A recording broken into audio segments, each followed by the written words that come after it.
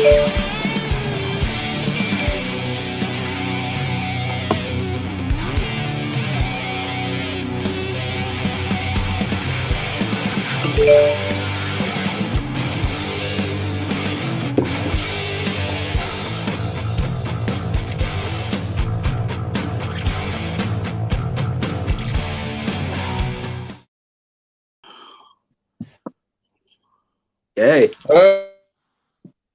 Here we go. That was a bit different for an introduction to start with. And how are we all doing? Pretty good. Yeah. Cool. We're just catching up. That was a new way of trying things. Never done it before with the little intro video there. Hopefully it all worked out okay on the other side there while everyone's notifications are going off in the background. I noticed that before during the little pre-roll. Anyway, welcome to an edition of THRS Deep Cuts, what we normally do on a Thursday night, but because last night was shit all around, we decided to do it tonight instead. We're all in a bit of a better mood all around. I've been joined tonight by our regular people and one we haven't seen for a while. So first of all, Dave, how you going? I'm good, man. How's things? Yeah, good. Yeah, just dealing with another lockdown. Pissing me off, but I'm going to try and stay a bit more optimistic and upbeat. Don't think anyone wants to dwell on the negative. So, been listening to lots of music, watching lots of wrestling, and drinking lots of beer. And I got a whole bunch of horror movies that I ordered, so I'm happy. Finding things in life make me happy. Awesome. That's good. Yeah, not much to report. How's everyone else? Brendan, over to you. We haven't seen you for a little bit. Oh, no, I treat lockdowns like a bit of a forced break. So it's not necessarily a bad thing. It's a chance to sort of step back, chill out, listen to some tunes. Hopefully write some tunes because I've been pretty slack in that area. We're well overdue to get some new music going in the band. So, but also feel partly responsible for lockdown because last two really awesome gigs we've had, there's been lockdown the following Friday. So, I can't help but feel if you recall, yeah, the first two lockdowns happened after we recorded as well. Yeah, that's right. So it's the orange curse. It's the curse of the orange, baby. It's not the curse, man. There's all that's an album title, these bands that are complaining because all their shows get postponed. Our shows at least go ahead. Because even God can't stop the orange. That's right. We'll see how Mo goes with that. Even James Young couldn't stop the orange, no matter how hard he tried. Here we go. Hot take coming in. Rightio then. There's some wink, backstory. wink, nudge, nudge. Don't know if we'll get it on the record, but I'm curious to hear more after we go off the record then. How about you, Tim? How are you going? Yeah, pretty good, actually. Like I said, actually, I was high from last week. Played a pretty good show, and then a little frustrated to go into lockdown, even though, to be perfectly honest, it actually doesn't affect my plans one iota. So, I don't know. I just feel like complaining. Yeah.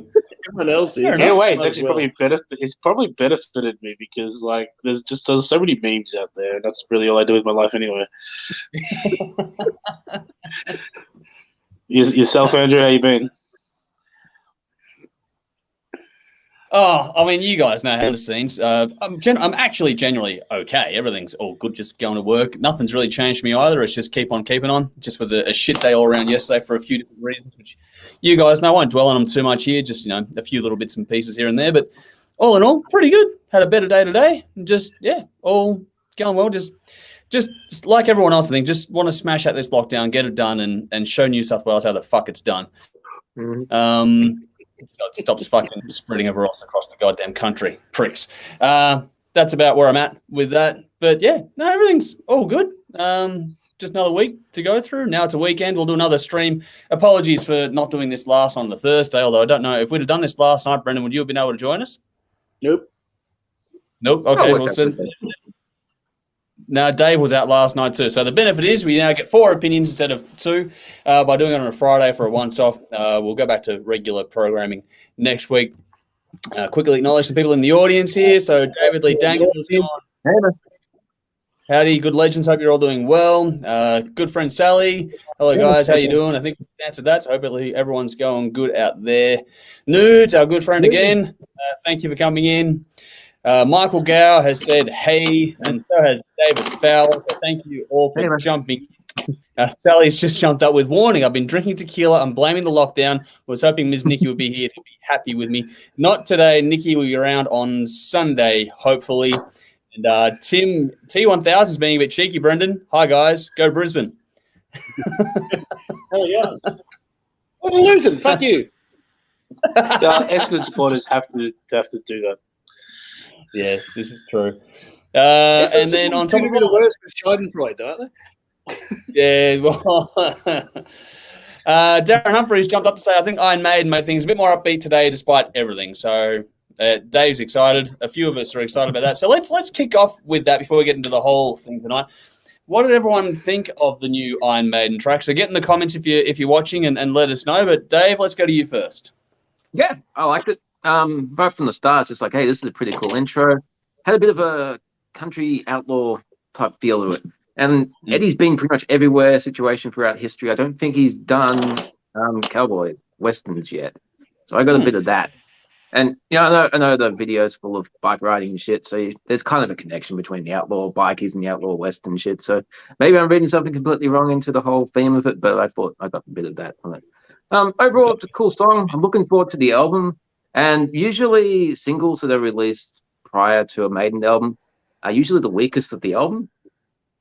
Just in my opinion, recently.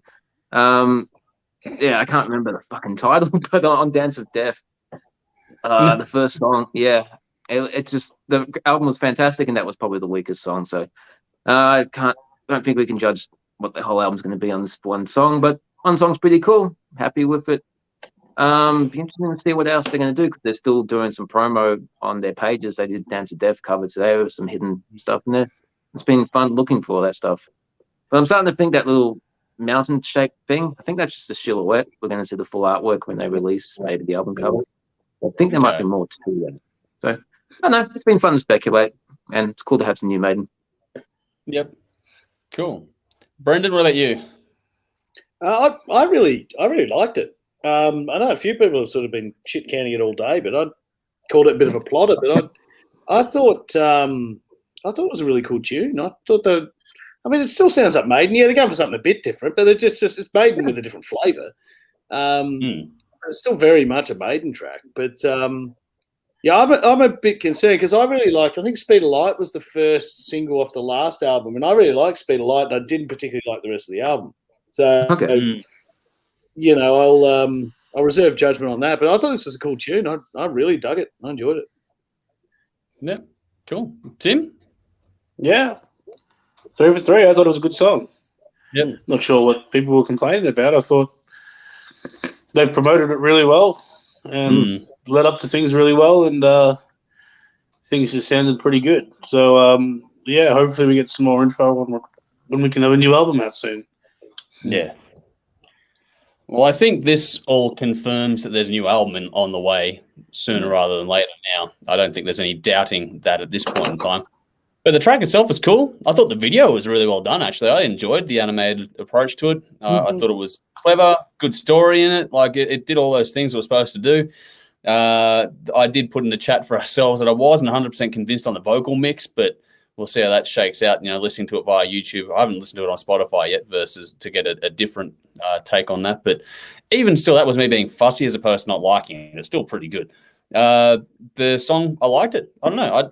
It's got a different flavor. I liked the Western sort of touch to it. That was cool. I'm not sure how they made that work with the Eddie Samurai thing coming into the video, but it was all a bit sort of different. But it all clicked somehow. I don't know just where they came from mentally and that, but it was like he was doing Eddie was doing a Shredder impression for a little bit there. If you've seen the Japanese movie Yojimbo, they based the Magnificent Seven off that. So it's like the silent outlaw comes into town, cleans up the bad guys, and leaves. So many westerns are basically the same story. So there's kind of a connection between the samurai and the western. I don't know if that's what they were thinking of. Just I've seen too many damn movies. just add some motorcycles with the 4 horsemen of the apocalypse, and away you go. Because that was yeah, I don't know, but I did enjoy the track. I'm looking forward to the new album. I think if that's a taste of things to come, then while it may not be another Brave New World, I think it'll be still another fucking solid album. I don't think they put out many duds apart from when they had Blaze in the band. So, you know, cue the outrage at that one from certain sectors out there in the world. But no, that's I liked it. Here we go. David Fowler says, yeah, not bad on first listen. Cool. Tim, he said, new Maiden song grows after a few listens, but it didn't blow me away like the new Halloween stuff did. Well, yeah, I will agree with that. Yeah. And I think David agrees with that as well. Darren jumped in to say, good song, great video, but I agree the vocals are a bit far back in the mix. Yeah, that was the only concern for me. But even still, that's me being fussy, so whatever. I still enjoyed the track. It's not going to be a deal breaker by any stretch of the imagination. And I saw another one in there that I heard today for the first time. I know it's been out for a while. Yeah. Off the Metallica Black thing that's coming up, St. Vincent's version of Sad But True. I thought she did a bloody incredible job of that. I don't know if everyone's heard that. Yeah, that's seriously badass. I mean, she's really cool. I don't know if she's a bit sort of electro rocky kind of thing. It might not be everyone's cup of tea, but look out next Torture episode because there's an album coming. But her version of Sad But True is really, really cool. Check it out. Yeah. All right. No, I'll have to check that one out for sure. We'll do another little comparison of that one next time, maybe. For the record tonight, we are going to be doing some reviews and other stuff as well. So I'll have a hot topic in a second on this thing called Rock the Vax, which has been put together by Golden Robot Records. We'll be reviewing the debut EP from the L.I.F.E project. We'll be talking about the latest from Liquid Tension Experiment. So Dave will be all over that, I'm sure. And we'll also be talking about a classic album again this week. Ozzy Osbourne's Over the Mountain is celebrating an anniversary this year. So we're going to chat about that one as well in a bit. Before we get stuck in all those things, a big thank you, as always, to our fantastic sponsors in Squidding, Scripting, Old Cotton, Rockstar Finance. Please find them, give them a follow. Their details, just like ours, are in the description or post wherever you're tuning in to this one, or whether you're watching live now. Thank you. If you're tuning in later on via video or audio, then just as much a big thank you to you too. Please check out those links. Give us a follow, like, subscribe, share this around. Help us get the word out there while we're doing these sorts of things too. And all that sort of stuff is there for your enjoyment. So there's also links for everything we're talking about tonight in the description post there as well. So if you can't see what we're talking about in the comments later on, want to start posting links, you can always find those bits and pieces you are looking for there. Before we do get stuck into things, we do want to take a moment here to acknowledge the passing of Jeff LaBar from Cinderella. That's a sad one to come out of yesterday. So condolences to his family, friends, bandmates, fans, and everything else like that as well. But just want to acknowledge that for just a moment there. But anyway, I think we'll move on along, unless there's anything else anyone wants to sort of go with before we do have some fun with the hot topic next. No? Oh, good. All right, cool. Let's move on. All right, in the comments and in the description, there is I'm tagging it as the hot topic. The video is Rock the Vax. So if you can't find it in what we're talking about now, then go to YouTube and Google Golden Robot Records, Rock the Vax. It's a little 1-minute video, which is a very, very cool concept being put by Mark, who runs Golden Robot Global Entertainment. And basically, it's a really, really simple prospect, and that is that if you can prove you have been vaccinated, you can send that certificate along to Golden Robot Records. I've set up a designated email address for that, which is in the video link that I sent through. And then you get a free album of your choice. Is it by your choice, or is it just a randomly selected? I think it might be randomly selected, but it's a CD or a vinyl, and you'll get it sent out to you. And it's going to be from the Golden Robot Record collection there. So this is a really cool initiative sort of to help boost the uptake of being vaccinated, make it a positive thing. And I think I really enjoy the message around it. But Tim, let's go to you first. What do you think of the whole concept? It's a fantastic idea. I think I've really got to congratulate Golden Robots on this one. I think it's a good initiative, and our vaccination numbers are relatively low compared to everybody else. Granted, that's not entirely the public's fault, but anything to get anybody who's just thinking I'll get it done later to get it done a bit earlier is a good idea in my book. Yep. Cool. All right. Pretty easy. Brendan, what about you? Yeah, look, I jumped on board straight away. I think it's a good little initiative. any of the propeller head anti-vaxxers don't like it can frankly go fuck themselves. You know, they belong exactly where they belong, which is with flat earthers. And I don't say it's wrong to ask questions. You should ask questions, but you should also look for answers in sensible places. So, you know, I think this initiative is a very, very good thing. I sent my certificate off. I got an email back within a few hours saying, you want to see your vinyl? I said, vinyl, I don't know what they're sending me. Tip it at 8 Delacoma. So, you know, let's...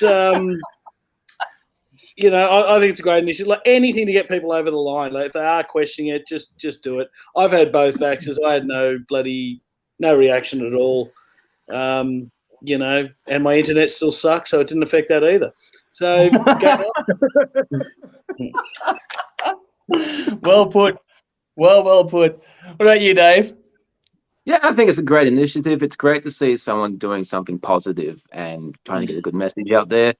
Probably cost him a bit to give away some of his stock, but he obviously feels passionate about it and, you know, believes in what he's doing and what we need to do to get back to normal. So definitely credit to him.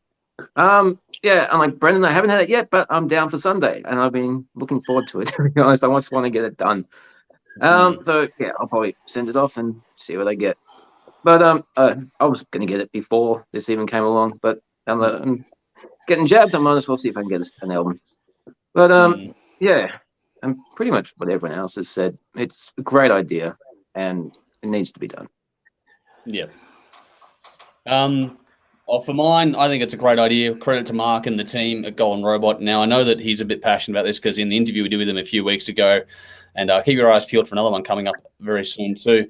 That he had his first round done just that day or the day before kind of thing, so he's feeling a bit under the weather at that point in time. But he was saying this is our only way out of this. So he's sort of backed up what he said to us, in that chat with some action now in the real world. And it's really good to see someone taking a positive initiative as opposed to browbeating with an opinion or whatever else have you, which certain people are doing out there, probably us included, to be honest.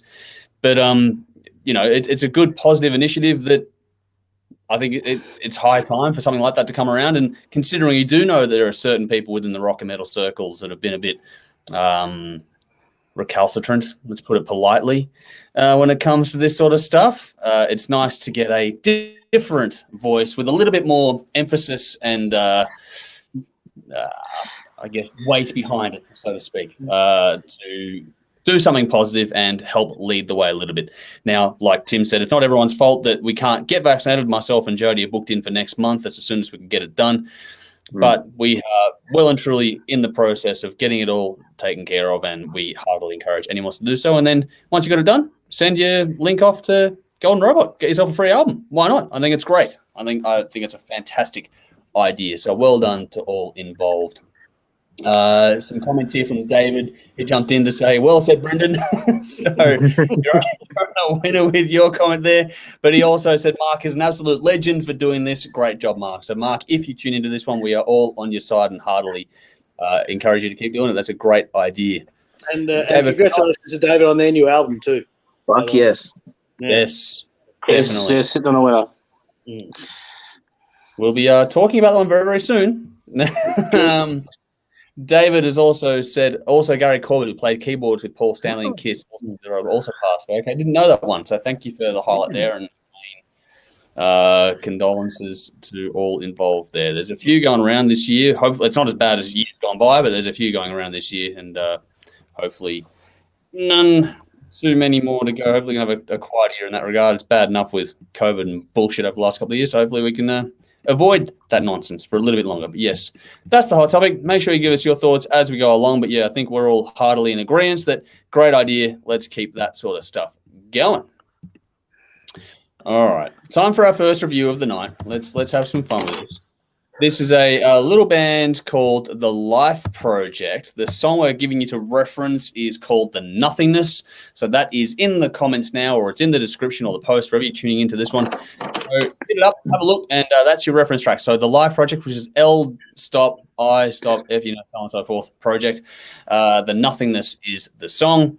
And we're going to talk about their little debut EP right about now. So this is the L.I.F.E project with their self-titled EP, 5 tracks, 21 minutes since their debut. From this side project featuring Joshua Rand of Stone Sour and Cassandra Carson of Paralandra. Released July 2021 via Blood Blast Distribution, self-produced by Rand, mixed by Josh Wilbur. Promo tracks have been released, including The Nothingness and A World on Fire. I think there's about 3 or 4 actually been released on this one. And this one comes about because Stone Sour was put on indefinite hiatus by Corey a little while ago. So I guess Rand really wanted to do something else with his time. So let's go to Brendan first on this one. I had no idea what this was and what I was about to hear and who was in the band or anything. So I just sort of hit play. And the first sort of chord hit, we're tuned down to about L, maybe M. And I'm thinking, I'm not going to like this. And it took about 30 seconds to change my mind. That opening chord is like strings flapping in the breeze, but it comes back up from there, so it brought me back to my happy place. This is one of the coolest things I've heard this year. I think this is fantastic.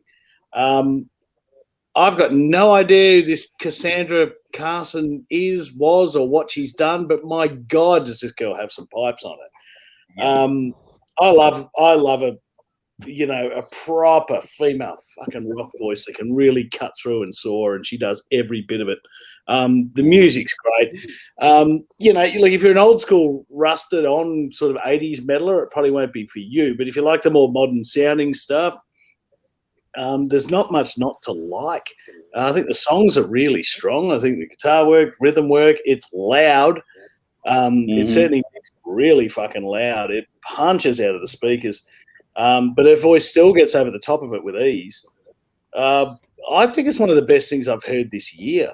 The only downside is it only goes for 20 minutes. I was looking for more. There's a bit of variety in there. There's a one slower track, but most of it's like pretty punch in the face kind of stuff. As far as highlights, I couldn't pick one. All 5 tracks, I loved it. 9.5 out of 10. I don't even know what. I'm taking a half off because it's not an album. Yeah, fair enough. I thought it was amazing. Thought it was amazing. Loved it. Beautiful. We're off to a good start. Tim, you going to back it up? Yeah, 2 for 2. This is a really cool listen, especially like as Brendan said. If you like that modern sounding metal that's just tuned down to fuck, with a nice strong vocal over the top and a really nice strong solid backbeat, you're gonna be all over it. And frankly, if you don't like that, then what are you watching this show for? Who does? Who doesn't like strong backbeats and solid grooves? But this, this was a cool listen, especially finding out this was Josh Rand stuff, because I mean, we know, like, if you're a Stone Sour fan, this is a cool listen because like Corey's got his fingers in many pies, and Roy's been in the band for a long time now, and he's got his fingers in many pies as well, and it's cool to Josh is kind of sometimes can be a little bit the mysterious one that we never really heard of. So it was cool to hear something with his fingerprints all over it. So that was a fun listen for me. Purgatory is my highlight, just because I thought that riff there's that riff at the end that just made me want to like smack people over and over again, and I quite enjoyed that feeling. Yeah, 8.5 out of 10. Nice. All right. Dave, we going 3 for 3? Hell yeah. Oh, man, this EP rocks. It's one of those ones that get you from the opening moments and you just go, holy shit, this is cool. Great riffs and performances from the band. And I love how the feel changes in different parts of the songs. And it's just goes from one awesome, cool groove to another. And especially in the opening song, Ignite, that was really cool. And it just sets you up for the rest of the EP. A lot of cool hooks within the songs and a lot of dynamics within the songwriting. Guitar solos are awesome. They just get in, add that extra layer, and then move on. Nothing over the top, but man, they can bring a whole extra dynamic to it. It's fucking cool. And as Brendan mentioned, the singer Cassandra Carson, fuck, what an amazing voice. She's got this massive power in her vocals, and it's a great tone for rock, and she can do the beautiful elements when she needs to. There's that whole slower song, Worthwhile. And then even in some of the rockier songs, she has a quieter moment, but it's still very powerful. She just in the course of 20 minutes, it gets to display a lot of what her style of singing can do. And just over 21 minutes, it's easy to listen to over and over again. But like Brendan, I did want a lot more, want to hear more from this band. After I listened to it, I read the blurb on Spotify and a project from the Stone Sour guitars. It's not what I would have expected from him. So it's really cool to hear something different. And I'm definitely looking forward to hearing a lot more from this. 8.5 out of 10. Ignite, the Nothingness, and Worthwhile are my standouts. Cool. Yeah, well, fuck it. It's 4 for 4. This is unanimous. This is fantastic. It's not Stone Sour, but it fucking rocks hard. It's really punchy, riff-driven stuff, but the drums top it off. I reckon the drums and the riffs working together, just the impact from the opening note just stays with you. It's fantastic. And I just liked how the different timing was used, especially in the drum patterns, to really sort of spice it up a bit as the songs went along. It was really cool. Like, it was diverse in that regard, which makes this thing fly by for only 20 minutes. It doesn't feel like it at all. It's so easy to repeat spin. I love the mix. There's a whole lot of punch in this one, which Brendan referenced, but it's so damn clear. Great separation and everything. And the tones really suit what's going on. They shifted things just enough to make it work from song to song as well. Everything was really well balanced. But for how powerful this is and you know, how loud this is, it's really warm, no clipping, not over compressed. Great push and pull and dynamics of this thing too. You know, everything sort of comes up and down as required. And there are some little subtle accents that, you know, show some attention to detail, which is really nice with this stuff. Little chime moments in things like Purgatory are an example of that. There was also some nice panning effects used on the Nothingness, piano on the track A World on Fire. There was just so much attention to detail that served not only the production, but also all of that together serves the songs really nice. There's a lot more going on in this than you might expect when you hear the first sort of down-tuned riff that has been referenced here, but there's a lot more to this than that, and it's really, really good. I love the swing and the groove on this thing. Great tempo changes. Ignite has almost this disco rock beat, and then Purgatory uses like space and reminds me a little bit of Sad But True, how they just stretch things out a little bit with the tempo of it and the rhythm of it.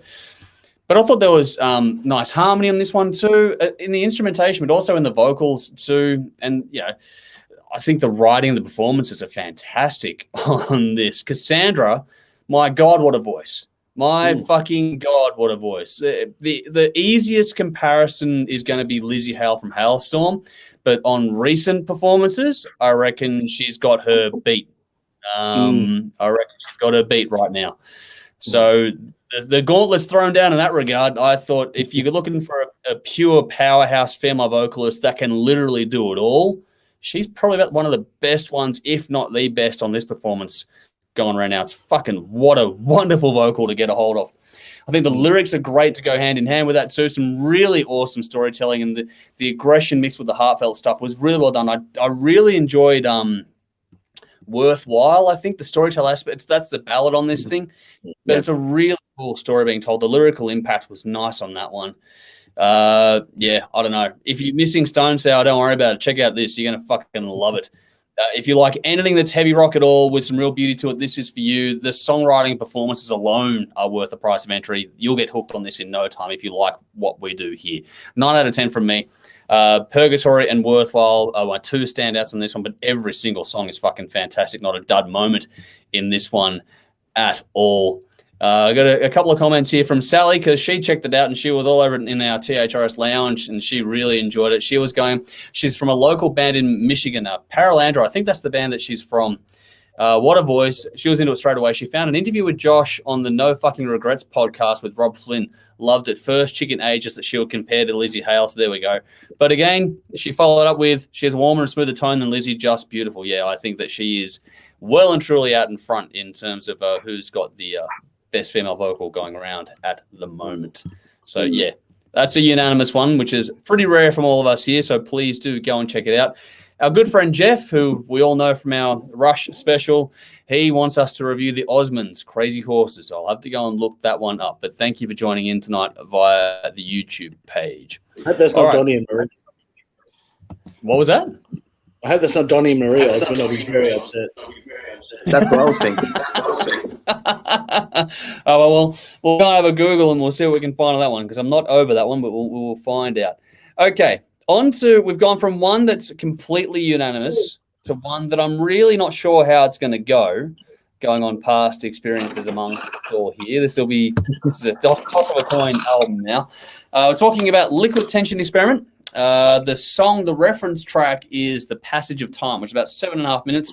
So you can check it out now or check it out later, take your pick. But Liquid Tension Experiment is what we're talking about next. That's the reference track. If you can't see it in the comments, then check it out via the description or the post. And we'll move on into this one. So, Liquid Tension Experiment, LTE3, 13 tracks, 117 minutes for the deluxe edition. The third studio album from the supergroup featuring members past and present of Dream Theater and King Crimson. Released April 2021 via Inside Out Music, produced by the band.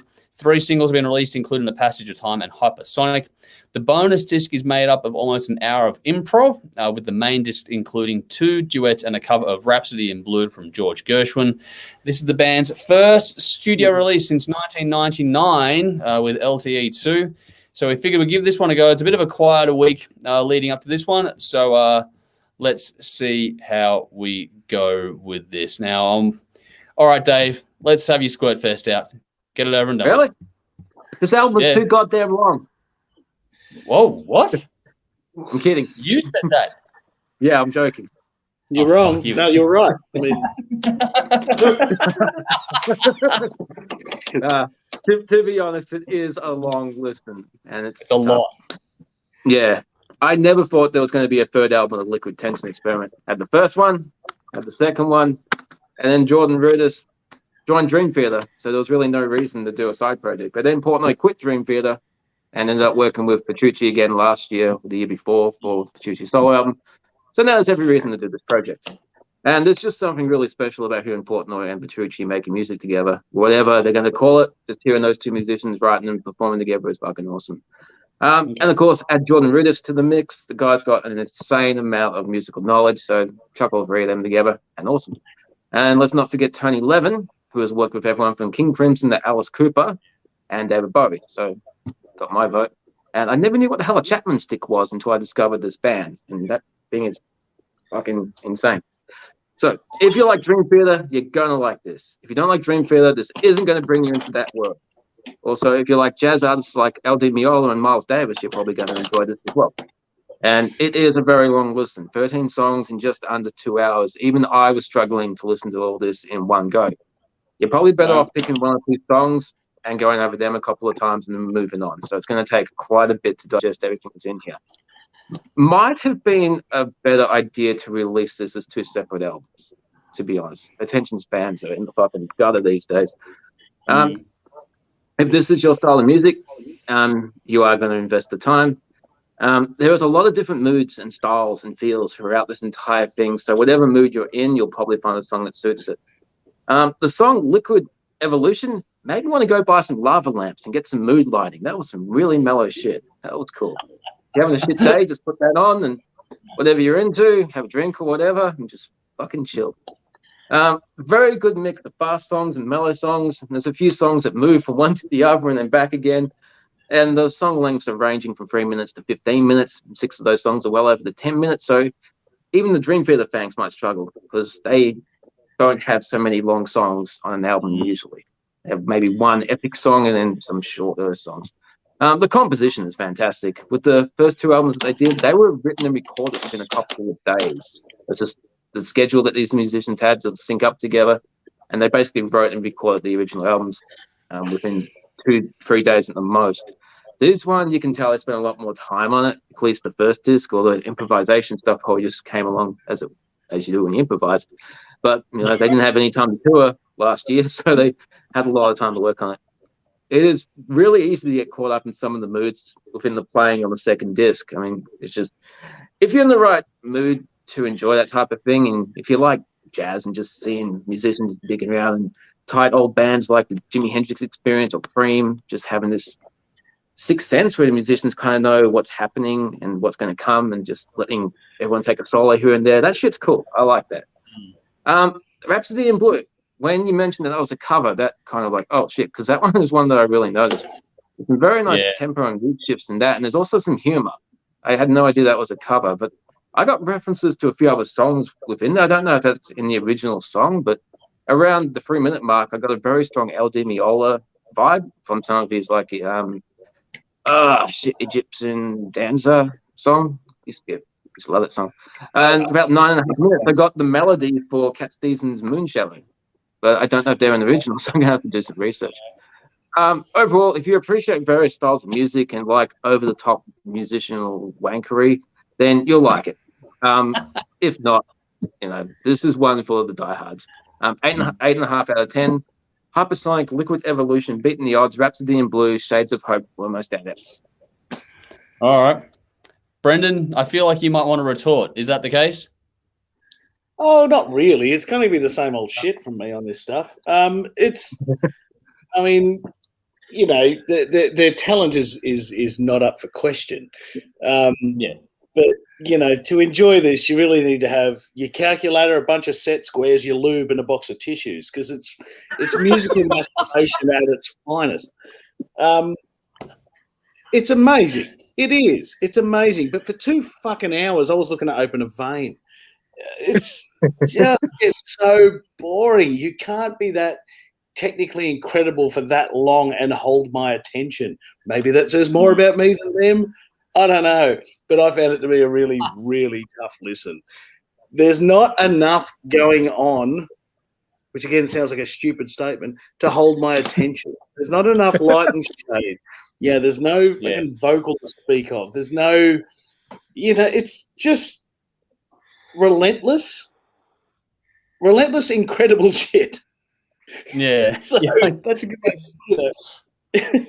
And it's hard to take. Like 2 hours was absurd. To release it as a single thing is, like Dave was saying, too much. I know one's a bonus track. You were supposed to stop about, track 7 or some shit, but who knew where track 7 started and ended and track 8 began? The whole thing just turns into a fucking blur, and it makes it for a really hard listen. Like everything Dave said, I won't back over it. If you like your Dream Theater and that kind of stuff, by all means, take your pants off, jerk off, you'll have a great time. If you don't, if you're more of an AC/DC kind of guy, don't even touch this. It's not going to do anything for you. Yeah. I give it a 5 just purely out of appreciation, but I will not be listening to this ever again. I couldn't tell you what a fucking highlight was because they're all the same.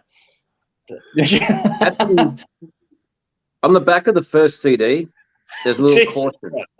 It says 3-minute warning, which is the last song, which goes for 28 minutes.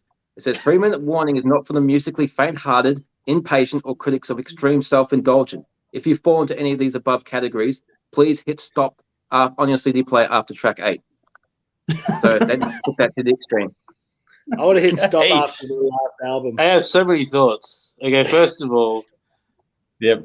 When you mentioned if you're an AC/DC fan, all I can picture is just Petrucci and Rudess with Phil Rudd. Yeah.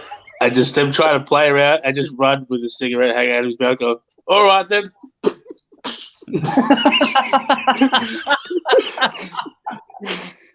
And I'm on somehow fucking making it work because he's fucking Phil Rudd. Yeah, that's it.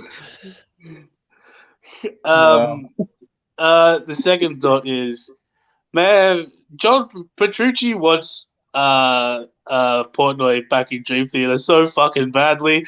So do I. Like, he's not even hiding it at this point. He's released a solo album and another album without a Dream Theater album. He's like, just fuck this other dude off. He needs to come home, man. He belongs in Dream Theater. James LeBrie must hate Mike Portnoy more than I hate James LeBrie. I think it's the other way around, to be honest. I think Portnoy hates LeBrie. I've said it before. We've done Dream Theater reviews. Like I was a Dream Theater fan, then Portnoy left, and I just found out I was a Portnoy fan. But if you're like me, we're like, if you've ever listened to Dream Theater and thought I like the instrumental bits, but I think the vocals fucking suck, then listen to this album. It's great. Okay. Look. It is good. It is total musical masturbation. If you like watching, Miles Davis, Herbie Hancock, and Tony Williams just wank on a stage for 45 minutes, and this is pretty much the same thing, except it goes for 2 hours. It is too long. But it should have been 2 discs. Probably should have been 3 discs, to be honest with you. Yeah. But Oh, fuck. in their own individual chunks, enjoyed, and then put away, and then listen to AC/DC for an hour, and then go back to it. It is enjoyable from start to finish. Just in one long chunk, it is a little. It's like eating Macca's. You think you want it, and then halfway through, you're like, "Fuck, I don't want this." it's you need that break in between. Yeah.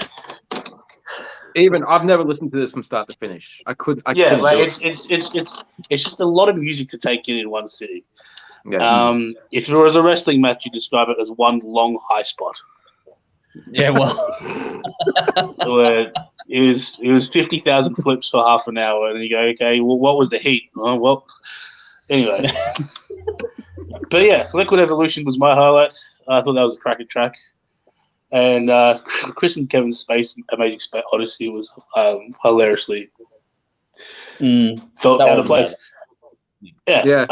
But yeah, look, it's a 7 out of 10. This is going to be for a very specific audience. You're either going to love it or hate it. But yeah, I thought it was pretty good. What did you give it again? 7. Okay, cool. Well, believe it or not, out of all of us, I did listen to this thing in one sitting. And because I can do that at work, because I've got the earpods in, I can sit there and while I'm working away, I can put it on. And sit down to write the review. I did that over the night before and then the morning after with the 2 discs kind of thing in mind. This is a lot. It's too much, honestly, as terms of one product. If you're a fan, if you love musical theory, then this is definitely going to be up your alley. You want, like you can't fault the talent, the performances, all those things, but the mix is fucking glorious too. I've got to give that a huge nod. Like they made this thing sound brilliant. Heaps of grit and that beautiful polish. Like it was so well balanced. Everything was good in it. So while I'm not a theory nerd, I'm a production nerd, and this, pleased me plenty in that regard. I liked how they used different tones across this one. They're getting the bass to sound like a string instrument on Chris and Kevin's Amazing Odyssey was a nice touch. And the drum tones and differences in panning production overall, there's a lot of attention to detail, not only in the performances and the composition and all sort of stuff, but also that same level has been applied to the production across this, which is cool. Rhapsody in Blue is a really interesting one. It gets covered a few times here and there. It's one of those songs that, it's one of those standout ones that a lot of people in this sort of field like to play with. I think it's well done. It makes sense where it's placed on the listen. And they've done some effects sort of stuff here and there across the album, which is sparing, but, does things nicely. The tempo shifts from song to song are interesting, but there's also some really helter-skelter stuff within the song. So, again, for me, not being huge, like Dave has told us all in the past about the essays he write out about Dream Theater and stuff, and I'll do it on production fine, but I can't do it for theory. And so when it's 2 hours of it, it's a struggle. I think the references you guys have made where, listen to a song or two, go and listen to AC/DC, something to really detox, then come back. This is one of those albums where if you put it on and one song comes up here and there on a shuffle playlist, it's not bad. It's a good way to sort of take you into a different mindset. But yeah, as a consistent thing, what I found listening to this one is it blurred way too much. I know that sounds really counterintuitive because, it's progressive, it's technical, it's all those things, but the feel and the vibe, it just blurred. And I don't know if that was intentional or not. If it's intentional, well done. If it's not intentional, well, and then fuck. But it made it really like the 2 hours. Yeah. It's what Brendan was saying about it being not enough going on. It is so busy that nothing differentiates itself. Yeah. It's literally it's one long high spot. There's no story. Yeah. And it takes I don't mind taking some drastic turns, but it just felt like they were doing it for the sake of doing it, as opposed to any sense of rhythm and flow. Like you can't fault them for what they do, but just as to take it in, fuck. It's just a lot. I don't have the patience for it. I found the last track, Ya Man, to be incredibly self-indulgent. And that's saying something on an album like this. If this is your thing, it's a self-indulgent track. My God. I know. Unintentional wit. There we go. No, but the that one out of all of them, that one just came across as just over the top. Like, and I know this is over the top in general, but when you find that one, it's just like, really? It was just too much at the end of it all, and it was a long track too. Look, credit we're due for them for their ability, their talent. They've got more in their little finger than I've got in my entire life, and I'll never try and compare to them in what they do. But trying to listen to this versus everything else I've listened to recently is a struggle. It's well done, well executed, but this is for diehard fans only. I did give it a 6.5 out of 10. My standout tracks were the ones that were different to the rest. There were some different ones in here. So Liquid Evolution seems to be a common trend. Same with Tim, Chris and Kevin's Amazing Odyssey. That was cool. As well as Shades of Hope, which is kind of odd considering the context of the album, because while you listen to it, you feel like you're drowning. But yeah, that's where I went with that one. I've got some comments, so let's get to the here we go. All righty, let's go back. Comments. Okay. How many is there? There's a few. GNR on YouTube. I don't believe that's the real band. Yes. Hey, Dave. Hi, Axel. They're saying, hey, guys. Finally. Darren asked the question, does anyone really listen and buy instrumental albums? Depending on the album, do. yes, I would. Yeah, I do. Depending on the album. Yeah. Patricia's Yeah. solo album last year was fantastic. Well, you guys all like that one Yeah, that was really good. from last year. That was a good one. And Dave Fowler replied saying, yeah, just bought Ola England's album Starzinger. That's an interesting one as well. We've got some more here. Tim T1000 said, if you're not a musician, this album is a giant wank. So there we go. Darren also said, definitely not for the general music listener who is looking for a sing-along chorus and catchy rhythm. That's very true as well. You're supposed Sally to write just, your own lyrics for these things. oh, God, Dave, you first. I can't write Sally lyrics. just gone 28 minutes. That's enough. David James enjoyed the review, and Nudes asked a question here. I wonder if there's enough material left over for a box set. So that's Actually, There is more music on this album than there is in like 90% of box sets. yeah, that's true. And it's all and no demos. You know what I mean? No demos. Yeah. There Like I are was box saying, sets David, available, the Liquid Tension Experiment live albums. Oh, God.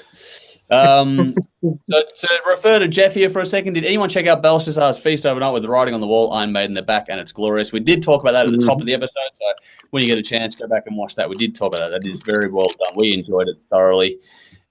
And going back to the Osmond stuff, Jeff also said it's Donny Osmond. It's absolutely amazing, not kidding. And David Fowler said it's Donny and the Brothers. So there we go. That's a bit more information for us. So just on curiosity's sake, have to give it a look, I reckon. Here we go. I'll try.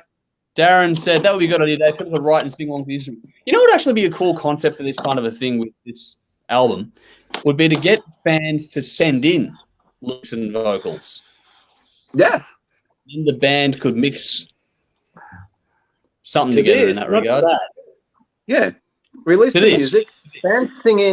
Fans send in their lyrics, and then they release the album again with fan No, lyrics. don't really just maybe do a mashup or something. But Couldn't now, imagine what you anything should worse. do to make it a bit more interesting, let the fans send in their Not for this album. Hang on. This- They get to cut it down. They get to cut down the songs where they want to, so they can take the 7-minute song to a 3-minute song and put something to it. What are the lyrics going to be? No, the thing that 142 fucking blah blah blah multiplied by fucking the radius of a fucking circle. Like, hold on, there is actually drum exercises where the lyrics are actually that. It's just 1 2 1 2 3 4 1 2 1 2 1 2 3 4, changing time signatures. sounds like a challenge. I'll write that on our next album. But what I was going to say is the thing that opened my eyes with this was like how much when you listen to Dream Theater they're writing for vocals. Yeah. Like this one, they're not writing for vocals. They're writing specifically for instruments. Like this wouldn't work as an instrument as a vocal album. Yeah. Be an exercise in fun though, probably an exercise in futility as well. But hey, we put it out there. Again, We'll the see. very fact that we're talking about vocals on this album is just a sign at how much James the Priest sucks. No, he doesn't. He does. Oh, we are so doing a Dream Theater special. No, We're gonna you have to are. at this rate. Yep. Yeah. Oh, Bogged down in this one. I think Dream Theater are great, but just yeah. What have you heard this album with Charlie Dominici? No. Give that a listen. I'm interested to hear if you like that or not, because it's Dream Theater with a different vocalist. Okay. Okay. Oh, Sounds great. Yeah, first album, When Day and Dreams Unite. Check it out. Oh, come on. Nobody listens to Dream Theater live at Budokan and thinks, oh, these vocals are fucking brilliant. This is true. This is definitely true. Dave apparently does. Going back to the instrumental stuff, Jeff said George Lynch has an instrumental album due out really soon. Going to check that out. Cool. All right. Let's get on to the classic. Let's get on to the one that is our main event for the evening. Now that I've worked out how to do the videos thing, I'll have to set up those videos to do the main event promo and stuff as well. This is an artist that will be a complete right turn from where we just were. This is the one and only Ozzy Osbourne. The reference track is Over the Mountain. We're putting in a live video in the comments and in the description or the post, wherever you're tuning in from. So please do check out Ozzy Osbourne, Over the Mountain. If you haven't already, if you haven't checked that out, I'm not sure what you're doing here with us. But, hey, we're educating you because we're going to talk about a great classic album from an icon of the industry. So this is Ozzy Osbourne, Diary of a Madman. 8 tracks, 43 minutes. The second solo studio album from the British singer, released November 1981 via Jet Records, produced by Max Norman, Ozzy Osbourne, and Randy Rhoads. 2 singles were released in Flying High Again and Over the Mountain. This album peaked number 16 in the US, number 14 in the UK, and has gone 3 times platinum in the US as well as platinum in Canada. This was the final Ozzy album to have Randy Rhoads and Lee Kerslake, and there has been some controversy over the years around the recording and re-releasing and all sorts of stuff as well, with different people having their tracks taken out of it and then put back in later on. So, Tim, how'd you go with this one? Great. Look, that's one of the things cool about doing this show is you kind of get the chance to go back to albums that you've listened to a lot, but perhaps haven't listened to as much as you should have recently. Mm. I think Ozzy's great, but I think for me personally, anyway, sometimes this album probably gets a little bit overlooked. I probably don't listen to it as often as some of the other ones, but some of the songs that started on this is brilliant. And the thing that struck me was like the guitar playing, obviously, but how much it's sort of like a precursor to your Alexi Lehos and kind of style of more extreme metal that you sort of see in oncoming years that you never really see fully developed with Ozzy, unfortunately. But yeah, I think the songs are great. I think Ozzy's voice is spectacular on this album. I love Ozzy when he's just doing that soaring chorusy thing over like a half-timey chorus thing. I think that's when he sounds his best. He does a lot of that on this, which is really cool to listen to. This is an album that, like I said before, I overlook it sometimes, but I really shouldn't because it's really awesome. And the only reason I overlook it is because I think songs like, Mr. Crowley are probably just a little bit better. Yeah. And who could blame me for that? Over the Mountain is my highlight, 9 out of 10. Beautiful. All right, Brendan, over to you. I've never really gravitated much towards Ozzy solo stuff. I think I own all of them, but it's never been something I put in heavy rotation. I prefer the Sabbath stuff, and and I prefer to be honest, not that there's anything wrong with that. Sabbath more than Ozzy solo stuff. Not that there's anything wrong with that. No, and that's not to say it's bad. It just doesn't. It doesn't sort of hook me in. I always kind of find it oh Jesus, we're gonna hate mail for this. I find it a bit fucking lightweight compared to a lot of the other stuff that was going on around it.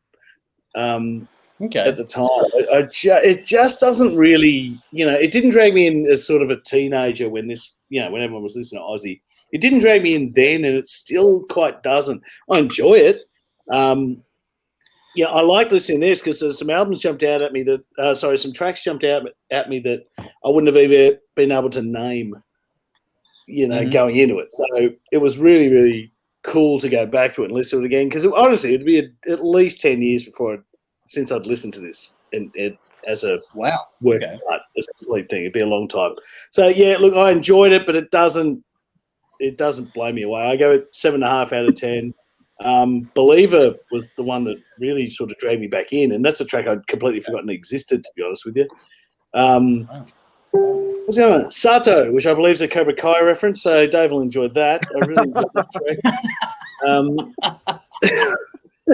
So yeah, it was cool, but yeah, I didn't find it that amazing. But anyway, there you go. Oh, fuck. Let's go to the man who was showing off the CD before, Dave. Yep. One of the very first CDs I ever owned when I got a CD player when I was 11. And I had a CD rack, a drawer thing. It held 40 CDs, and I think I had 6. And that was it for a very long time.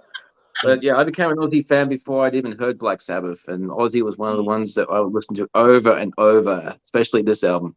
My mate brought Blizzard of Oz. I brought Diary of a Madman. So we taped each other's. But when you're on the CD and it's new, you tend to listen to it over and over. And it's continued to get over and over spins for many, many decades now. Fuck, I am old. I was 11 when this came out. And I was 11 when I got this. And it was about 12 years old. So now that it's 40 years old, it's aged, and so have I. And when you have an album that you grow up listening to, you have a lot of personal history with it. And these songs you just know inside out, back to front. And you heard live versions, but always going back to the original. And this is the original recording, the fucking blasphemous alterations that were released by Sharon. Fuck you. Yep. Because 90 was this one of the first Aussie CDs that I owned. Over the Mountain was one of the first songs that I tried to learn on guitar. When I started playing, I had high hopes. I got Kill 'Em All guitar book tab. That was my first one. And I was like, oh shit, I have to learn how to play, I have to learn technique. So I think Seek and Destroy was the only thing I could play off that, and the whole 16th note thrash and stuff. Over the Mountain's got that similar 16th note riff, but it's not as fast as Metallica. So you can actually play along with a CD while working on your technique. So that song I played over and over again. And you just learn to study Randy's playing and his solos and his style. And this covers everything from rock to metal to classical to, as Tim was saying, you can hear the influence it would have on many, many other guitarists going forward. And it also covers a lot of different moods and emotions in the playing and in Ozzy's lyrics and the overall songs. You have your obvious rock songs, you have your ballads like Tonight, which is something you really wouldn't expect from the Prince of Darkness. And I remember before I got any Ozzy CDs, I'd hear Ozzy bites the heads off bats, he's satanic, he's evil. And then you get a couple of his CDs and you're like, oh, he can't be that bad. He's right. He does the fun Satan songs, but he also does the beautiful songs. And it's a great song. I love it. And it gives great diversity throughout the album. And, you listen to it a few times, you can like, that's that song, that's this song. It's just stamped in your brain. I don't know if you spoke to me 30 years ago, if I could review this album with the same passion for each song, but pretty sure they had a lasting effect on me pretty damn quickly. The casual Aussie observer will just see him as this demonic figure that corrupts children. But people that grew up listening to his music and reading the lyrics know there's a lot of different sides to this guy. He's always been straight up. He's always been honest. And there's no bullshit with Ozzy. Got to give a little note. I love the little note that Randy does in Over the Mountain to the song Black Sabbath. It's in a different key, but he does the root, octave, and tritone just before the solo section. I'm like, fuck yeah, that is cool. A little bit playful, just like, yeah. He knows Ozzy's history. He's still a young kid at the time, but you can tell he had that respect. And the clean tones throughout this are really nicely captured. The guitar tone when it's distorted is fucking great. In the solos, every note rings through nice and clean. Such a great guitar player in composition and performance. And the title track on this is a fucking masterpiece. That classical intro that sets the mood perfectly at the start of the song. I love how it's not strictly the time. It speeds up slightly as it goes along. And it's just, if you're interested in classical music, but you don't really know where to start, and you're a rocker, start with that. Try and learn that, and that will get you into some different chord shapes and learn how to move your fingers differently. But then the mood changes in that song. The drums come in, the band comes in, the distorted guitars come in, but it doesn't change the flow. It's the perfect alteration with different sections rather than a lot of songs can be a clean intro, fast middle. They don't flow. This flows beautifully. There. Side note quickly. A Perfect Circle covered that song, but they also covered Love Song by The Cure, and they mashed them up like they do those YouTube videos, but they actually did it live. They took the lyrics from Love Song from The Cure and played it over this. It goes for about 12 minutes. It's really fucking cool because they bounce back between both songs. So it's on YouTube. It's worth checking out. But back to this review. I think Blizzard of the Wilds is just a little bit better, but this was a fantastic follow-up to it. It's really hard to pick standouts on this. I could fucking go with anything. So I'll just pick one's a personal favorite to me. Over the Mountain, You Can't Kill Rock and Roll, Sato, and Diary of a Madman. That song's fucking awesome. Cool. All right, there's a lot of comments. I'll get to those when I get through my notes here, just for a second now. There's a lot of comments coming through. I'll get to those in a moment. But they want to kill Brendan. No, actually, Brendan actually got some support in there. I wonder. Yeah, I know. There we go. that's just a shock. I wonder how this one. I should do a post on this actually, just as a standalone thing. I wonder what people would rank. You know, I suspect Blizzard of Oz would win, but I wonder how many people overlook this one in favor of that and don't appreciate this one as much as it probably should be appreciated. The opener, Over the Mountain. What the fuck? You know, that is a great opening track. Randy and Ozzy off to the races from the start. And with most things Ozzy Osbourne, it's easy to underestimate, but you shouldn't, the hooks and the storytelling. His work is fantastic, and the playing off he does with Randy Rhoads' guitar, between the vocals and the guitar, they're the two out front things on this, but they work so well together. You can see why the chemistry came so quickly for them, how it was such a short break from one album to the next one. They were just on fire, and it was easy for them both to just flow, and you can feel it when you listen to their records. And this one, I think, is a demonstration of more maturity in their overall approach than what you got with just pure energy on Blizzard of Oz. There's still plenty of bite in this one, though, especially in the guitar work, but there's that earworm effect, which is just that nod to, you know, making things stay with you and having well-honed pieces of work, I think. And this album is a little bit softer than Blizzard of Oz, which is why I think people will go to Blizzard first, but I reckon the composition and the detail is fantastic. The lower harmonies in You Can't Kill Rock and Roll is a great example of just the attention to detail. It's not something that, you know, will jump out and grab you, but it's such a good change on the album that was really well done. I love the feeling and the emotional conviction in these songs. There's still heaps of balls, but that side of it won't be denied either. And the performances, you can't fault them. On the original ones we're talking about here, you cannot fault the performances on this at all. And the balance that's in this record between the heavy and the light and all that sort of stuff, and, you know, light shade, all those things, the way the album flows is so well done. I think the tempo changes are good. Touches of little things like the little synth and vocal impacts here and there were great in it. That all changed the gears just in the right way for this one, you know, the groove along with that. But I love the production too. This one has great vintage production, which is not that whole, you know, cringe-worthy stuff. It's held up really nicely today. Has all the throwback, but none of the cringe. And I like the tones on this one, how they're straight out of that era, but it's still really vibrant today. You can hear absolutely everything. It's well balanced, and it doesn't sound. It's weird to say because you know it's from the era and you get the hallmarks, but in terms of just clarity, it doesn't sound like it's 40 years old. I love the closing track on this one, Diary of a Madman, as well. The string and the vocal sections that really build that epic song up are really nicely done here. I think this is a damn good album. Probably a little bit overlooked by compared to Blizzard and by comparison to Blizzard, and I do understand why, but this one really should get a little bit more love. It's more mature, but it's still riveting, and I love every minute of it. I gave it an 8.5 out of 10. Over the Mountain, Diary of a Madman, and Flying High Again. Flying High Again, that hook is absolutely fantastic for mine. Where are we going here with the comments? I've got to go back a bit now because there's a few in there. Yeah, I know. Okay, right after midnight join us. So thank you for jumping in. They're going, yeah, happy about this one as well. And they love the way this album opens. They got some other comments in there too, but I'm not going to go through them all. And Jeff, our good friend, has gone, if anyone has the versions of the album with Bob Daisley and Lee Kerslake, he said removed later on. So if anyone has the albums or the versions with Daisley and Kerslake removed, shame on you. Right after me, I love the drums as well over this one. And where are we at here? Jesus. Lots of people loving the intro riff. Lots. Darren is one of them that loves the intro riffs. Our good friend Tough on YouTube jumped in to say, good old Ozzy, the man will outlive us all, and most likely he will. But it's good to see you here as well, Tough. And referencing to the support that Brendan got, Michael jumped in to say, I'd be more of a Sabbath than an Aussie solo fan too, Brendan. So there you go. You haven't been slanted at all for that one yet. We'll wait and see what happens when I clip it as an individual review later on. I didn't shit. Come on, I didn't shit. No, you didn't. But it's a lot of fun to see what people will say about it anyway. Sumaleth, I believe this is your first time commenting on YouTube. I don't recall the name before, but he's jumped in to say, rest in peace, Jeff LeBar. Yes, we did touch on that one earlier on, but yes, very much across that one too.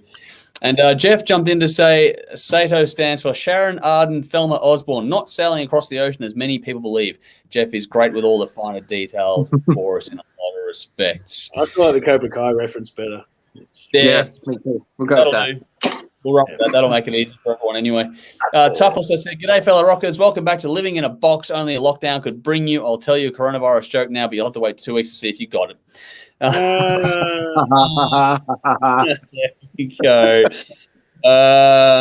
Back on this one here. Randy Rhodes, what can you say about this legend that hasn't been already said? Diary was writing only 9 months between Blizzard and Diary. Yes, that's very true from Jeff. And Sumaleth also said, I remember Ozzy on Hey Hey It's Saturday, but which one was Randy Rhodes? And there we go. Wow. Don't know if Randy made it to Hey Hey It's Saturday, did he? I don't know. I hope so, but I don't think so. I wouldn't think so. Yeah. Did he bite Ozzy's head off? Ozzy Ostrich and Ozzy Osbourne. Fuck me. Yeah. That would be cool. So hang on. Dave jumped in off the chat to go wrong. Michael Gow also referenced what you said there, Dave. I love the A Perfect Circle song, Diary of a Love Song as well. Cool. So that's what else we got here? Jesus Christ. All right, I'm not going to go through them all. I'm really not going to go through them all. There's a lot here.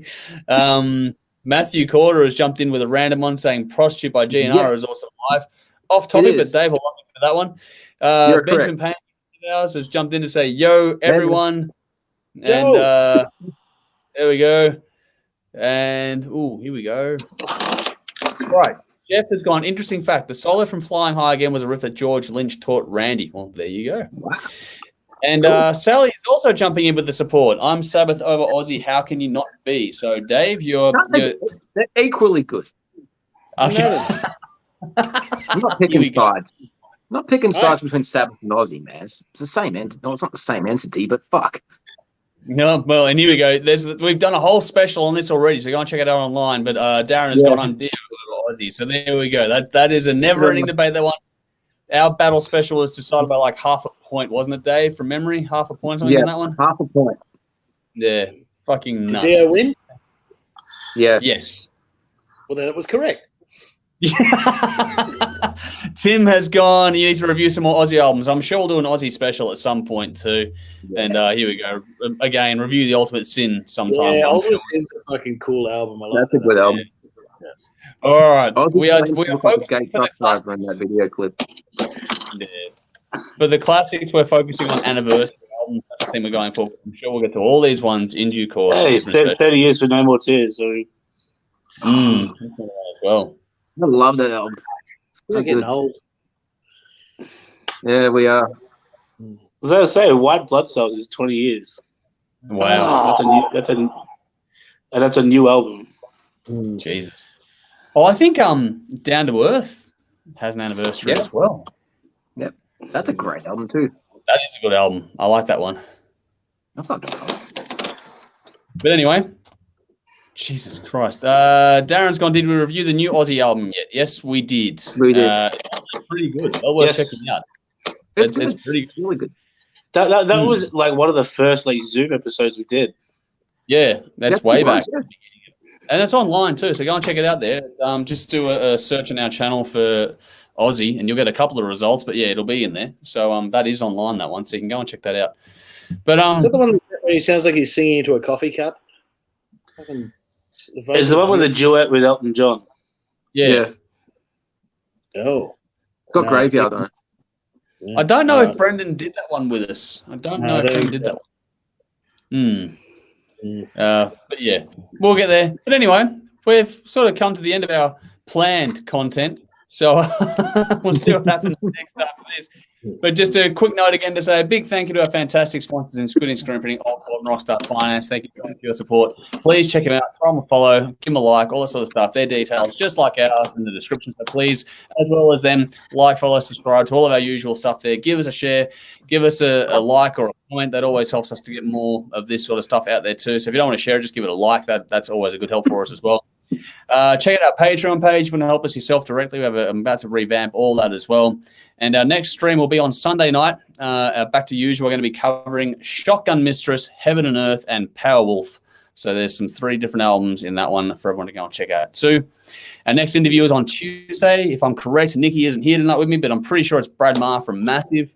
We're going to be talking to him. And then on Thursday for our next deep cuts, well, you'll have to wait and see. So that's what's coming up. What else are we going on? There's nothing else really to talk about there. Just, yeah, like I said, go and check out everything. Let us know your thoughts on the individual bits and pieces we've covered here tonight. Give us your comments, or wait until it's all clipped individually and then share those around, or give us your comments on those ones as well.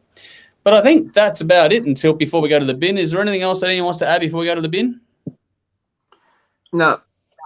All right. Bring on the bin. Let's go to the bin then. Let's go to the fun part. Brendan, I'm going to make you wait a little bit. Dave, let's go to you first. Okay, there's a lot of things going on that I could bin, but I'm going to go with something a bit more personal. I'm a big horror movie fan, and I love collecting physical media, so I'm looking for DVDs.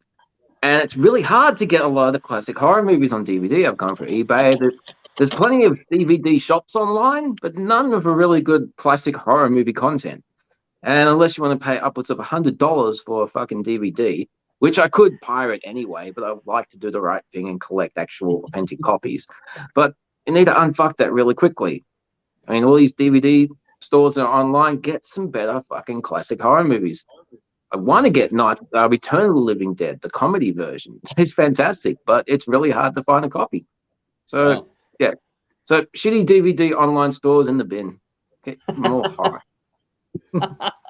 All right. Niche, but cool. All right. Tim, what about you? You know when you're interacting with people in public that very clearly do not want to have small talk, and like there are people that are working and whatnot, and people insist on having small talk. If you're that person, fuck you.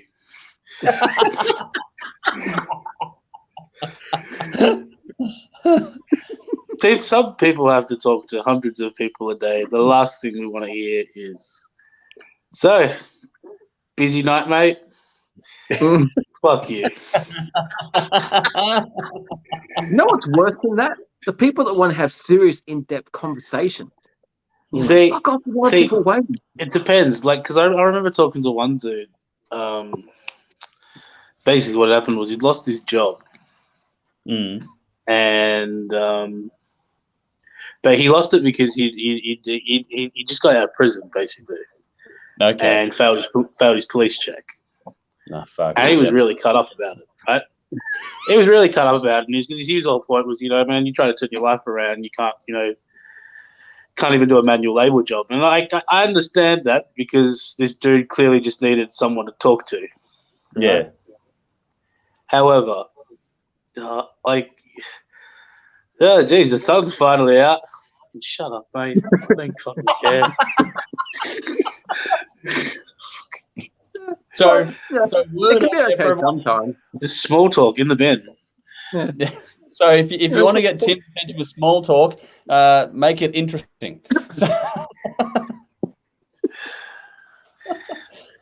No, small talk with people who are like working. Like if you do people who do the same thing to people like cashiers, let's just like taxi drivers, busy night, mate. You know how many times that taxi driver's heard that night?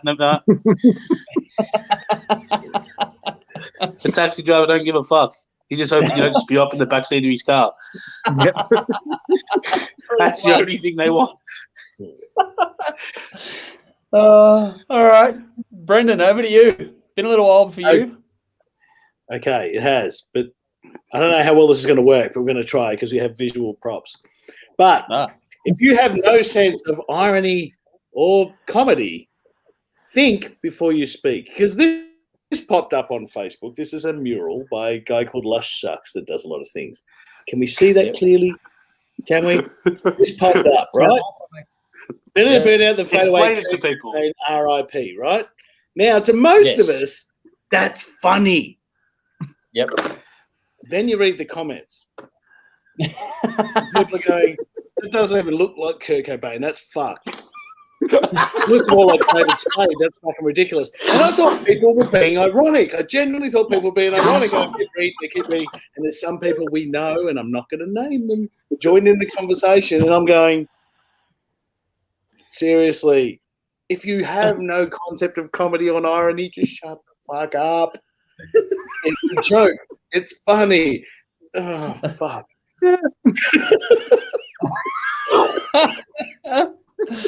Oh, wow. Mighty. Like, people surely have seen the memes, with a picture of Patrick Stewart with a Star Wars quote that says fucking Dr. Spock. Like, the Gandalf Harry Potter. Like, people have seen this before. Don't claim you're a Pantera fan if you can't name another song other than Smells Like Teen Spirit. Exactly. It's not a new concept. Yet there's fucking miles and miles of comments of people getting genuinely upset at the poor art quality of Kurt Cobain's fucked up head, which would have been funny if it was just a red splotch. But anyway.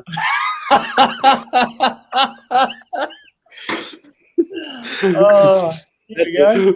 Oh, shit. That is your over. Basic point is, if you don't speak, and then just the quote next to it, just something in the way. To be fair, though, we're judging over people's heads when they have no head, but all right. We're on a fucking roll tonight. Now we're cancelled. Now we're getting cancelled. That's it. All right. For my in the bin, I am going to go serious for just a moment, and I'm going to go with the bleeding fucking obvious, the Liberals, all of them. Particularly Gladys, Frydenberg, and Scott Morrison. The lot of you can fuck right off. I don't need to go into why. I think it's pretty obvious, but fucking in there. The other one, though, on a more personal note, is people who like to claim or treat your time as their own. That irks me. I don't like that. Don't do it. Pretty much. If you're one of those people that likes to claim other people's time on your own premise, fuck off. Get in there. Not going to name names or anything like that, but that just gives me the irrits right quick. Hey, can I have another one? Yeah, go for it. You haven't been for a while, so why not? When we have 10 cases of corona and people go, oh, here we go, lockdown's coming, and then the next day when lockdown comes, they go, oh, told you so. You're not fucking Einstein, all right? Jesus Christ. We all could told you so. Fuck. Yeah. Just so fucking insecure we have to put every thought we have on fucking Facebook. We got a real bogan dumbness over here. Oh, Jesus Christ. And on a positive side, I think it was Den today that referred to Gladys Berejiklian as Gladiator Build-A-Bear, and that made my day. That's good. So, that is good. That is very good. Oh. Anyway. We have some audience interaction. Was coming. Oh, did you? Yeah. Fucking well done. I think everyone fucking knew it was coming. We've been through this before. It's our 5th time going. Yeah. You wake up. Coming. I think we were all a bit shocked on Friday when I had the first press conference. It's like, no lockdown yet. And we all went, but fucking really? Yeah. What are you waiting for? We've all become masochists. So just fucking lock us down, bitch. We've been naughty.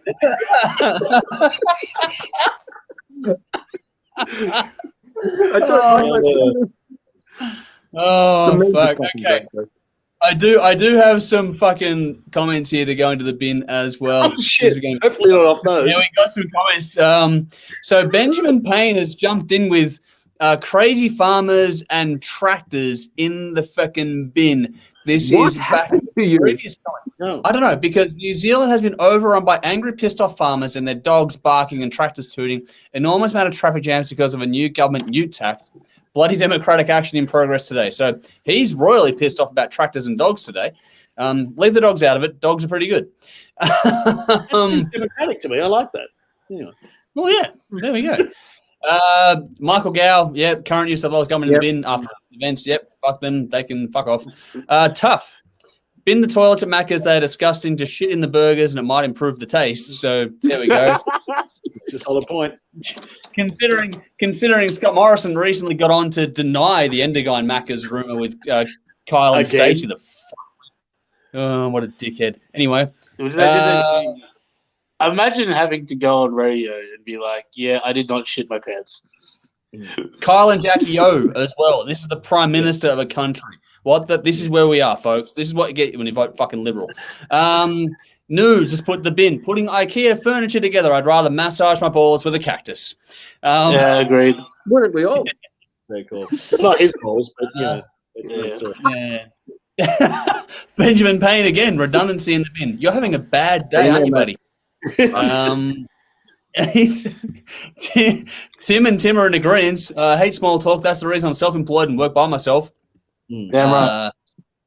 Benjamin's also going spew or worse in the bin. He's also said small talk in the bin. Malcolm, you're late to the party. I hope you're enjoying the episode. Evening, lads. So good to see you here at the tail end. But one of the best quotes I've ever seen on Curb Your Enthusiasm, which was, "I'm trying to upgrade small talk to medium talk." That's what we want. We want medium talk at least.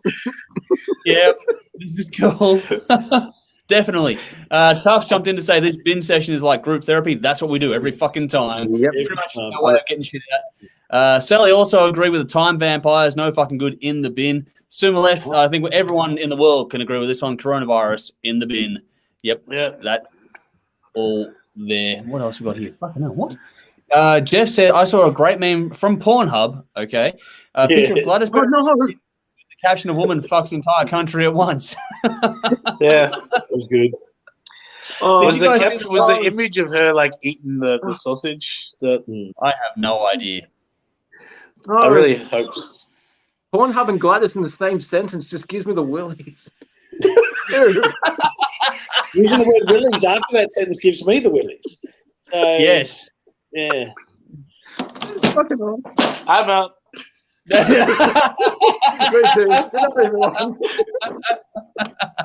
Tagging out, eh? All right. Oh God, here we go. Tufts just jumped in to say, just say more awkward shit to kill the small talk and that like add masturbation to the subject. Well, that would. We did. Not sure where we go. Well, yeah, that's bullshit earlier.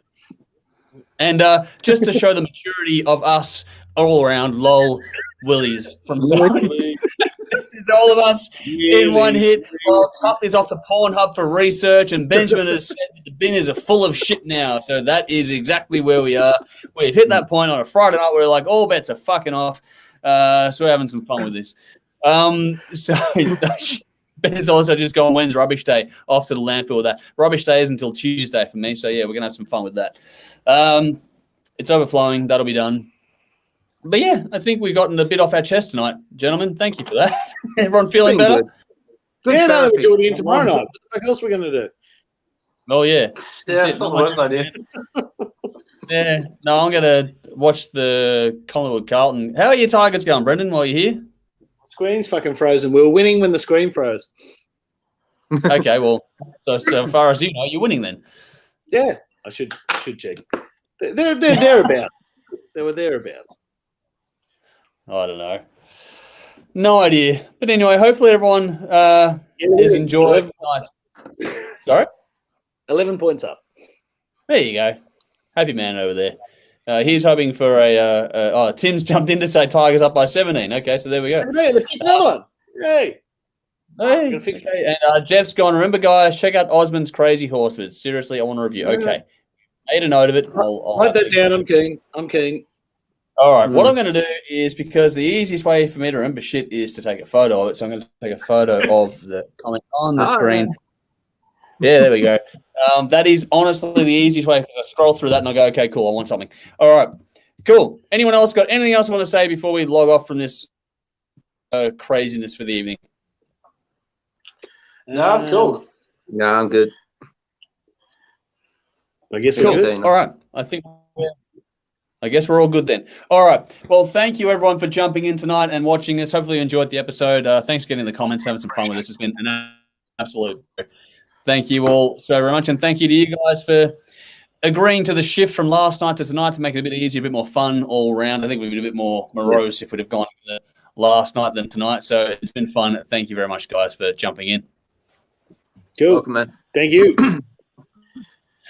Beautiful. All righty. Mary's okay. Mary, new comment. Cool. Awesome. Good. Thanks for jumping in. Just wanted to say hi for you for jumping in. So thanks for joining us and leaving a comment. And everyone's saying, yeah, we're having some nice ones. So Jeff's saying, awesome show. Benjamin's going, love you guys. Not gay though. No homo. Fine, I won't massage the balls of the cactus. Yeah. Let's give this the horns. And yeah, we're getting some nice comments. So Sally's saying, okay, thanks for doing for been fun. Mary, cheers. Michael, thanks. It's been entertaining. That's our entire goal. Thank you for joining us. Right up midnight, yes, we're going to be having some fun after this. And comment of the night, Tim, at least this show went for less time than Liquid Tension album. So there we go. Yeah. And just to round us off, Tough has given us the old horns up there as well. So thank you all for joining us. We're going to say goodbye now. We'll see you all again on Sunday night unless we decide to do a random live between now and then. But until then, I'm Andrew. I'm Dave. I'm Brendan. Tim. We'll see you all again very, very soon. Until then. Drink up. Rock on. Got the most aggressive in for a while. I'll do the same. Yeah, okay, let me know how it works out for you. While you're doing that, yeah. Okay, so it's bye-bye to Instagram for now. We'll see you later on that note. It's also my favourite scenes in Animal House where John Belushi's trying to cheer up Flounder. He's just got like an empty stub in his hand. He's just like... It's just so random. I love it. And on that note, we say goodbye to Twitter. Bye, Twitter. Any amusing anecdotes before we farewell YouTube? We've got a round. Jimmy's gone. Evening, gents. Good to see you here. Sorry, we are logging off, but feel free to go back to the start of the show. You're enjoying what you see here. We are going. So it's bye-bye for now to YouTube.